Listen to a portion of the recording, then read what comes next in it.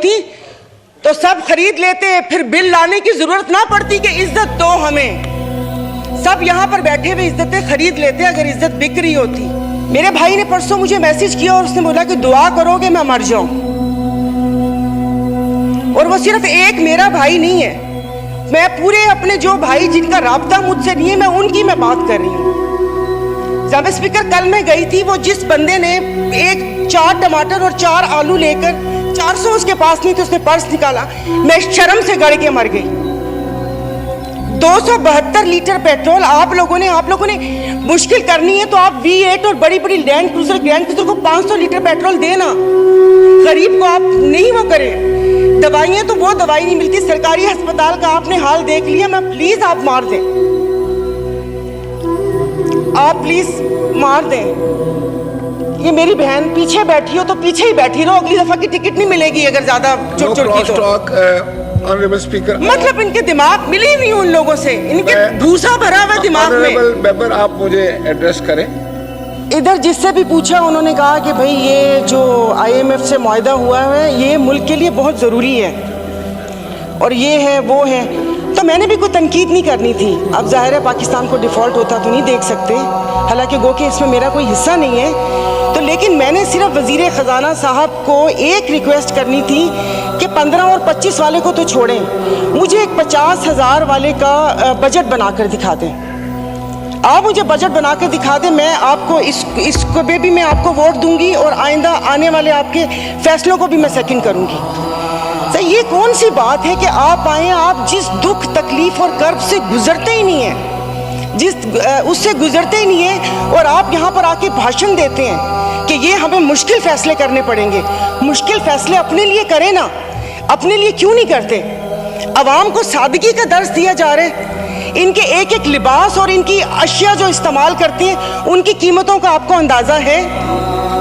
Daily एक photo shoot आता था, 15 लाख रुपए का कोट, 10 लाख का जूता, 15 लाख का स्कार्फ। ये एक पाकिस्तान जो डिफ़ॉल्ट हो रहा है, वेंटिलेटर पर है, उसकी आवाम को ये मजाक एक तस्वीर ट्विटर पर डेली शेयर होती थी। मुझे सिर्फ एक 50,000 वाले के जीने का हक छीन लिया है उन लोगों से। आप मुझे बताएं कि ये पेट्रोल के लिए यहीं पर ही थे। मेरी एक और आपसे रिक्वेस्ट है कि कोई ऐसा रूल है कि जो हुकूमत है वो यहीं बैठी रहे और अपोजिशन के वो बेंच हो जाए, क्योंकि मेरे ख्याल में इन बेंचेस में, इन चेयर्स में कोई प्रॉब्लम है कि यहाँ पर बैठने वाला बोलता है और वहाँ पर जाकर सुम्मुन बुकमुन उम्यून बन जाते हैं ये लोग, इनकी जुबान नहीं चलती। और यही जब मैं वहाँ पर बैठ के हुकूमत पर तनकीद करती थी तो यहाँ पर सब बैठे डेस्क बजाते थे। आज जब मैं यहाँ पर खड़ी होकर हुकूमत पर तनकीद करती हूँ तो उन सबको प्रॉब्लम होता है। तो जनाब स्पीकर,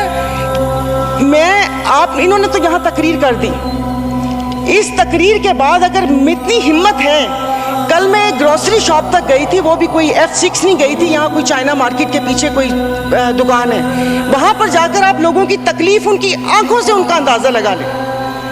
मुझे यहाँ पर कल ये करंट डेफिसिट और खुदा जाने क्या क्या बता रहे थे, मैं या आप अपने हलके में जाकर किसी गरीब आवाम को क्या इनको करंट डेफिसिट बताएंगे कि हमारी अयाशियों से तुम लोग इस साल तक पहुँचे हो, अब तुम ही लोगों को बर्दाश्त करना पड़ेगा, ये कुर्बानी तुम लोगों को देनी पड़ेगी।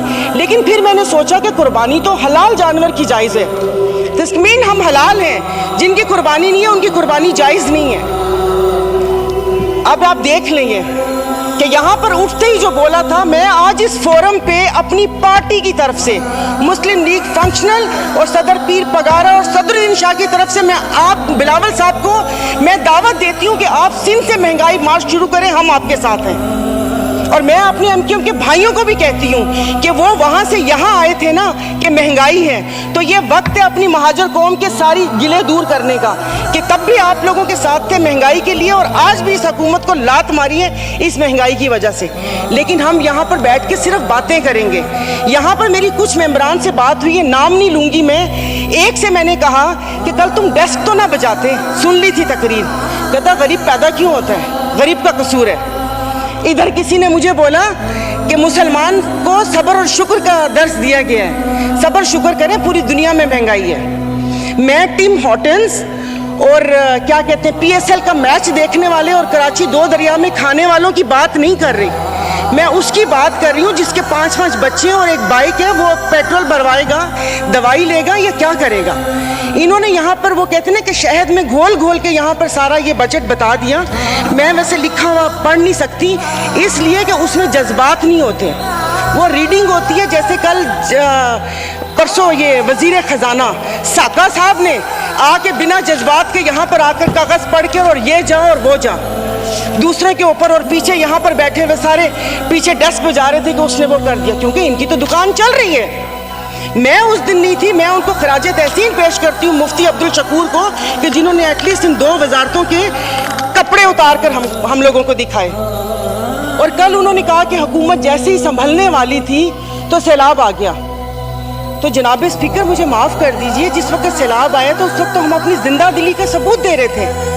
75 करोड़ आवाम के खून पसीने और टैक्स की कमाई से हम यहाँ पर तकरीबात कर रहे थे। और मज़े की बात है, प्लीज़ मतलब मैं बहुत आराम से बात कर रही हूँ, कोई तंज नहीं करूँगी, कि अभी आइन की तकरीबात का आगाज़ हुआ है। क्या आइन के आर्टिकल 3 तो आई थिंक 27 या 35, 36 आगे, क्या उस पर यह रियासत पूरा उतरती है? क्या हमारी जानो माल की हिफाजत है यहाँ पर? हमें बुनियादी सहूलतें मुयस्सर हैं यहाँ पर? मतलब हम लोग इतने नाक के पक्के हैं कि उस पर वो करके आइन की बात कर रहे हैं। और ये हालात इस नहद तक ना पहुंचाएं कि हम अपनी बड़ों की कुर्बानियों को बेफजूल समझें, क्योंकि गोरे से तो लेके रहेंगे पाकिस्तान, ये नारे लगाकर हमने आज़ादी तो ले ली, अब मैं किससे आज़ादी मांगूं? क्या गोश्त खाने के लिए हमने आज़ादी मांगी थी कि खुला गोश्त यहाँ पर खाने को मिल जाए? उसके अलावा तो कुछ भी नहीं है। और मुझे माफ़ कर दीजिएगा कि उस कश्मीर वाले दिन में यहाँ पर ना वज़ीर आज़म थे, ना वज़ीर ख़ारजा थे, ना दिफा मिनिस्टर थे, और ये यहाँ पर कश्मीर का वो हो रहा था। और जो मोदी की कहानी सुना रहे थे, मुझे तो एक सेकंड के लिए, मैं तो उस वक्त आई थी, मैं समझी कि आप शायद यहाँ के हालात सुना रहे हैं। मुल्क को पता नहीं आप लोगों ने कहाँ से कहाँ पहुँचा दिया। टैक्सीज की बात करें, जैसे अभी मेरे भाई ने बोला कि रमज़ान आने वाला है, मशरूबात पर, अरे मीठे मशरूबात पर क्यों टैक्स लगा रहे हैं? कड़वे मशरूब को लीगल करके उसके ऊपर टैक्स लगाएं ताकि रेवेन्यू भी मिले पाकिस्तान को। मीठे मशरूबात गरीब रोज़ा रख के एक उसकी ख्वाहिश होती है रूह अफ़ज़ा पीने की या वो करके, और उन्होंने कहा बाकी चीज़ों पे टैक्स नहीं लगा। मुर्गी गोश्त महंगा नहीं हो, वो अल्हम्दुलिल्लाह हमारे पाकिस्तानी खुद ही महंगा कर लेंगे। जनाब स्पीकर, अभी वज़ीर आज़म साहब ने कहा था कि ये जो थर्ड कोल है ये गेम चेंजर होगा, उसके ऊपर तो टैक्स लगा दिया। वो क्या गेम चेंजर होगा?